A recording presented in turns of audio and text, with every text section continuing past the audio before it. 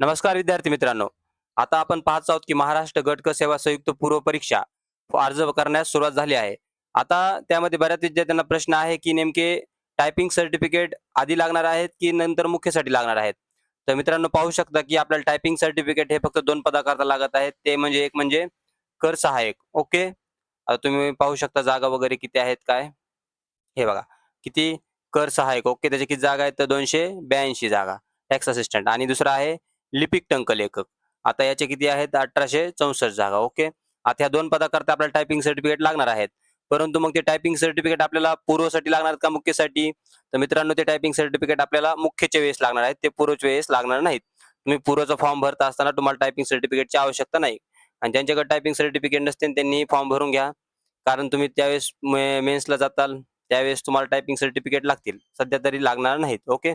आता आपण typing certificate नेमके कोणती लागणार आहेत आणि तर बघूयात. हे बघा. आता हे आहे कर सहाय्यक. ओके. टॅक्स असिस्टंटसाठी.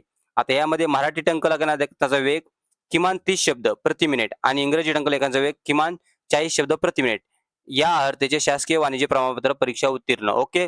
म्हणजे इथे कर सहाय्यकसाठी तुम्हाला दोन्ही टायपिंग सर्टिफिकेट लागणार आहेत. हे बघा.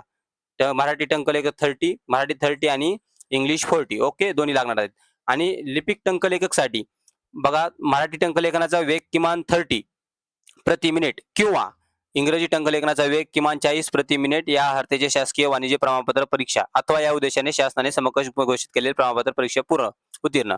म्हणजे तुम्हाला इथे एक तर मराठी 30 लागेल किंवा इंग्लिश 40 लागेल. आता तुमच्याकडे जे आहे ते तुम्ही इथे वापरू शकता. ओके. तर आपण पाहिलं की प्रीसाठी आपल्याला टायपिंग सर्टिफिकेट लागणार आहेत का तर नाही. तुम्हाला फक्त मुख्यसाठी टायपिंग सर्टिफिकेट लागणार आहेत आणि कर सहाय्यकसाठी दोन्ही टायपिंग सर्टिफिकेट लागतील आणि इथं मेन्सच्या वेळेस तुम्हाला लिपिकसाठी फक्त एकच टायपिंग सर्टिफिकेट लागणार. ओके. आता यामध्ये अजून जे अपात्रता म्हणजे पात्रता गणण्याचा दिनांक जो आहे समजा मुख्य परीक्षेकरता ते बघा त्यांनी दाखवले की मुख्य परीक्षेकरता अर्ज स्वीकारण्यासाठी विहित अंतिम दिनांकापर्यंत किंवा त्यापूर्वी विहित शैक्षणिक अर्हता धारण केली असणे अनिवार्य आहे. ओके. मुख्य परीक्षेत लागणार आहेत. आता यातून काही तात्पुरती सूट देण्यात आहे बऱ्याच जणांना. हे बघा दिव्यांगाचं आरक्षण आहे. अनाथ जे कोणी असतील त्यांना 2 वर्षापर्यंत सूट देण्यात आली आहे. ओके. पाहिलं आपण. चला. तर ज्या विद्यार्थ्याकडे टायपिंग सर्टिफिकेट तेही पूर्वसाठी अप्लाय करू शकतात आणि मेन्स पर्यंत तुमचे टायपिंग सर्टिफिकेट चांगलंच नाही तुम्ही बाकीच्या ज्या पोस्ट आहेत त्याकरता तुम्ही पात्र ठरू शकता. आता याची अर्ज करण्याचे दिनांक तुम्ही पाहू शकता की 27 जून पासून अर्ज चालू झाले आहेत आणि 17 जुलै 2026 ही अंतिम दिनांक आहे. तोपर्यंत सगळ्यांनी फॉर्म भरून घ्या आणि अशाच प्रत्येक अपडेटसाठी फॉलो आणि शेअर करा राजगुरु मंत्राला. धन्यवाद.